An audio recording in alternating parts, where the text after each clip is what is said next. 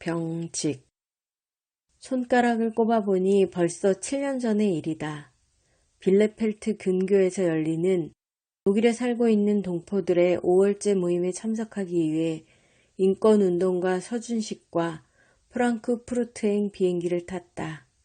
3등석의 비좁은 공간에 갇힌 듯 끼어있는 처지였지만 모처럼 많은 얘기를 나눌 수 있는 좋은 기회였다. 당연히 그의 관심사인 인권 이야기가 펼쳐졌다. 그는 어린이를 위한 인권 교과서를 생각하고 있었다. 아직 제대로 된 인권 교과서 한 권 없는 것이 우리의 현실인데다 인권 교육은 어려서부터 평생 동안 받아야 한다는 것이 그의 신념이었다.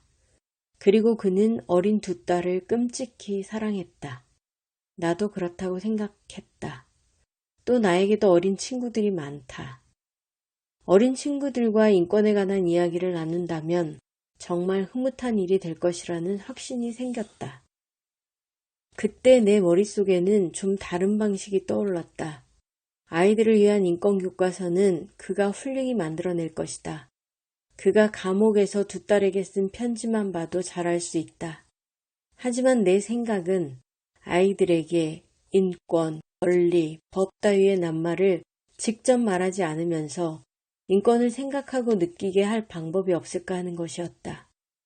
아무렇지도 않게 이야기를 나누는 사이에 스스로 인간의 의미와 가치를 깨닫게 만들 수 있다면 그게 제일 멋진 방법이 아니겠냐는 것이었다.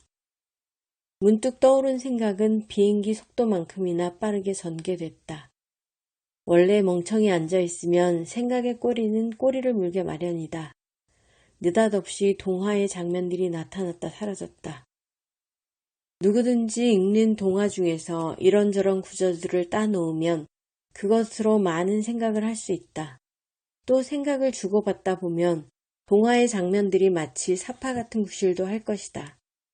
생각이 거기에까지 미치자 비행기는 프랑크푸르트 공항에 도착했다.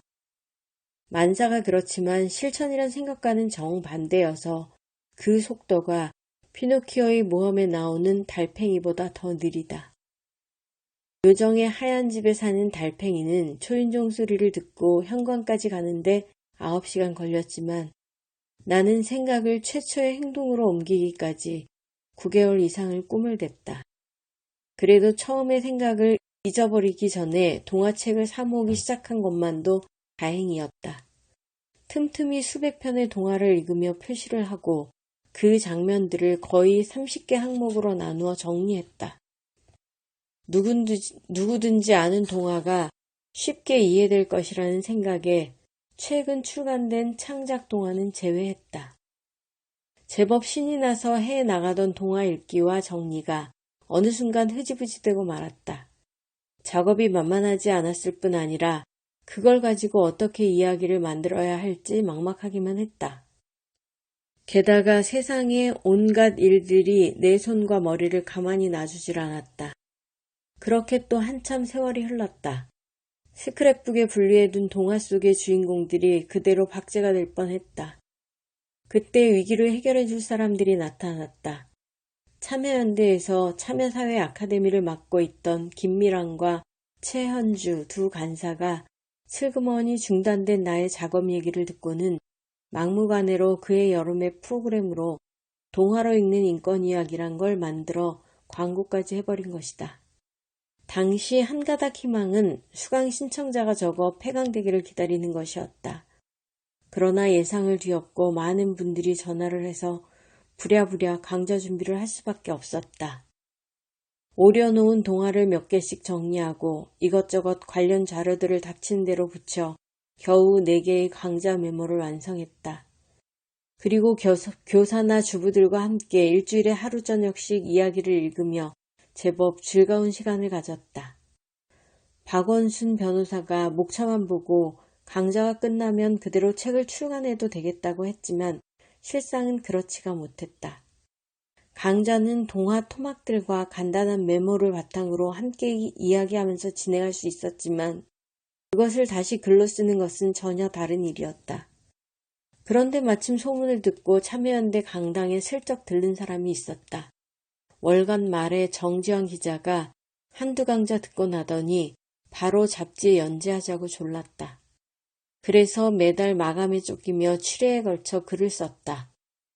비로소 이야기에 골격이 잡힌 셈이었다. 그러나 말에 연재한 글은 솔직히 말하면 실패작이었다. 동화를 고루 인용하지 못했고 어른들이 읽는 잡지라 내용이나 문투가 적절하지 못했다. 그런데 일이 되려니까 그랬는지 또 누가 그 연재물 한 편을 읽고 달려왔다. 신문기자를 그만두고 출판기획과 편집을 본업으로 삼기 시작한 윤정훈 씨였다.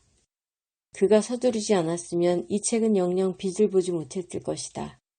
물론 이까지 책이 출간되지 않는다고 무슨 일이 생기는 건 아니지만 어쨌든 그의 은근한 독촉에 밀려 연재했던 것들을 완전히 뜯어고치고 또 그만큼의 분량을 새로 더 썼다. 원고에 대한 정당한 권한이 있는 염규홍 씨가 흔쾌히 동의한 덕분에 박진미 씨의 도움으로 겨우 완성한 초고를 허윤정 씨가 다듬었고 바다 출판사 식구들이 전문가다운 솜씨를 발휘해 비로소 이 책을 내놓게 되었다. 다른 사람들의 의견을 듣다 보니 인권을 이야기하는 방법이 처음 내 생각과는 좀 달라지기는 했지만 많은 사람들이 읽기에는 더 수월해진 것 같다. 그렇게 7년이 흘렀다. 그러다 보니 애초에 이 책을 구상하였을 때 독자가 되리라 여겼던 어린 친구들이 모두 훌쩍 커버렸다. 경훈이와 준우는 내년이면 경혜나 최신이처럼 대학생이 된다. 남영이와 선우도 입시 공부에 여념이 없고 보슬이나 중혁이는 길에서 스치면 얼른 알아보기 힘들 정도로 키다리가 되었다. 그런가 하면 혜수나 수정이는 어느덧 함께 고민을 나눌 수 있는 나이가 됐고 나현이와 지민이와 수연이도 계속 자랄 것이다. 결국 우리 모두가 공통의 화제만 앞에 두면 나이의 많고 적음이나 키의 높낮이에 관계없이 한마음으로 의견을 주고받으며 즐길 수 있다는 말이다. 어른들은 언제나 옛날에 자신의 것이었던 어린 생각을 이해하고 이끌어갈 것이며 아이들은 놀라운 상상력으로 그들의 미래를 준비할 것이다. 그래서 비록 서툴지만 이 이야기를 써보는 것이다. 사람답게 사는 것이 무엇이냐고 스스로 질문하고 대답해보자는 의미다. 우리는 사람으로서 품위를 잃지 않아야 한다. 어떤 일을 당해도 너무 화를 내어 추하게 보여서는 안 되고 지나치게 당황하여 우스꽝스럽게 비춰도 곤란하며 슬프다고 절망할 필요가 없고 기쁘다고 방심할 일이 아니다. 우리는 나름대로 가치를 가지고 살아야 한다. 세상에 절대 옳은 것이 없듯이 절대 그른 것도 없다는 사실을 염두에 두고 빈둥거릴 때도 이유를 댈 수 있도록 여유를 가져야 한다. 우리는 항상 다른 사람들과 사회 전체를 생각해야 한다.